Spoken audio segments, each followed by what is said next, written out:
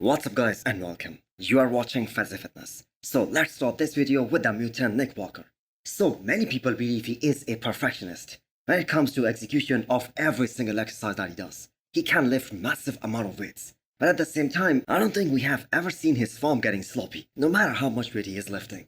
And Nick was actually really proud of that when all these guys trained together for the Battle of the Olympia video. And even Chris Cormier, the man who put those guys through that chest and shoulders workout, he stated that Nick was the most connected guy in terms of the training and exercise out of all those top 3 guys. More connected. He was the most connected guy up there was Nick. Most connected. Was Nick, yeah. So just by looking at this set of leg press that Nick Walker is doing in this video, you can see the intensity that he has during that working set. And I have to say, whether you like or dislike Nick Walker, how can you not respect and admire his work ethic? Plus the dedication that he has for the sport of bodybuilding. That is second to none. So Nick Walker will do everything in his power for these next 15 weeks to show up at his absolute best, and especially take care of that waist, and the rest is gonna be up to the judges. Because even his coach Matt Jensen said that the Arnold Ohio version of Hadi Choopan, that is gonna be very tough to beat. And not just by Nick Walker, by anyone else for that matter. In fact, he said if Nick Walker is to win the Olympia, he's gonna need some help from Hadi Choopan and all these other top guys who are structurally better than him. Guys who have better shapes, they have better aesthetics than Nick Walker.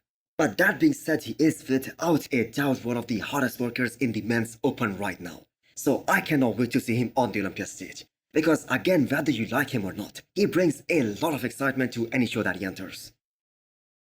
Next up is the update of James Holling's head. So it has been a bit quiet from his side for quite a while now. But rest assured, the plan that has been laid out by his current coach, Stefan, that is being executed to the dot by James Holling's head. And he is trying to make all the necessary off-in progress that he needs to make in order to get to that Olympia stage. So we need to see James peak 100% on the show day, because we want to see how that version of him compares with the top guys. So the look that he brought at this year's Arnold, especially in Ohio. So James was coaching himself for that one, especially for the final 2 weeks. And I have to say he did a pretty damn good job at peaking himself for that show. And that was arguably one of his best looks we saw on the stage. And that is why he was able to place top 5 in that show. But still, I have to say, as good as he was in that show, he feels that that was only like 85% of his true potential. So we will see how this offseason goes for him.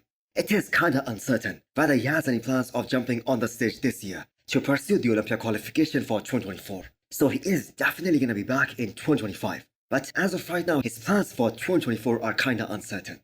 So James looked really incredible in those guest posings that he did after the Arnold Classic tour. He has got plenty of size, but if we break him down, bigger shoulders are something that he needs the most, because he isn't the widest guy on the stage. And that is one of the biggest reasons why he is unable to stand out on the stage, especially if the lineup is very deep. Next up is the update of Jon De La Rosa. So he is on his way to earn his Olympia qualification for this year.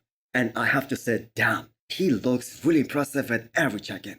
So anyone else thinks that Hadi Choopan is that guy who had this very strong influence on almost every guy in the men's open bodybuilding. That's how important it is to have a really chiseled midsection and have those deep separated abs. Because Hadi Choopan is that guy who has arguably the best midsection in the bodybuilding world right now.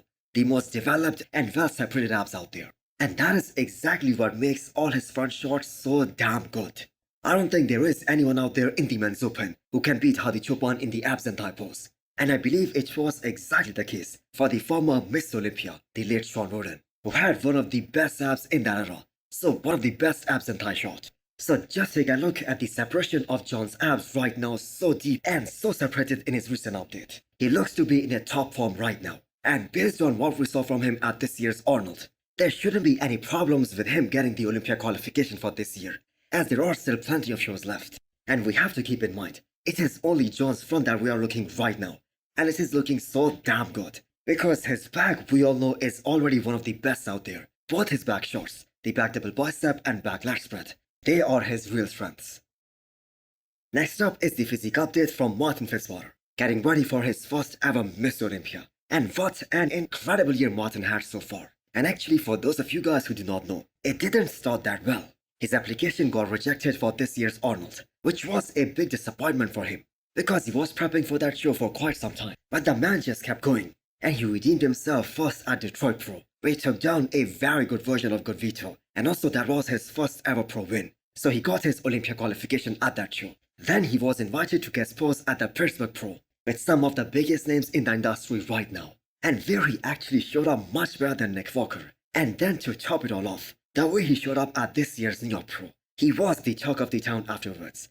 That was such an incredible performance, and especially against a guy who is top 3 in the world. And with that performance, he solidified himself as a strong contender for this upcoming Miss Olympia for those top 10 spots.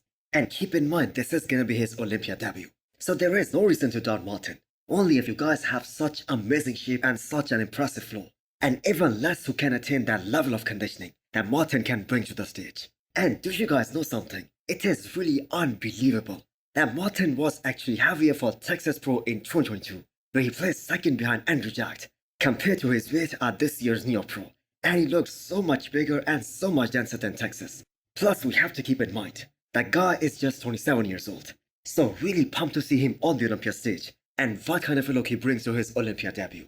Next up is the 15 weeks out update from a classic physique athlete, Logan Franklin, who this time is working with a new coach, Patrick Tour. So initially Logan had a plan of doing a show before the Olympia this year, but as of right now, it seems like there is a change of plan. The Olympia is gonna be his next stop, and this shape at 15 weeks out, that I have to say is quite impressive. So hiring a coach, I think, was the best move he could have made, because he did do a couple of shows last year where he tried to do everything all by himself. He did Texas Pro where he placed 3rd, and then Legion Sports where he placed 2nd. But more importantly, he wasn't as sharp in those shows compared to his past looks. So Logan so far has competed at the Olympia just once, and I am talking about in classic physique category, and that was back in 2020. He placed 9th in that show, which was really good, but not something he was looking for. So the competition in classic physique is way more deeper now, compared to the past, compared to what it was back in 2020. And yes, I know Patrick is a superb coach, and he might be able to help Logan achieve that best conditioning of his career. But would that be enough to help him place top 6 in the world? It looks kinda tough, because the guys we have in those top spots, they are at the top of their games, and that too in terms of everything to be classic. So top 6 is gonna be kinda difficult.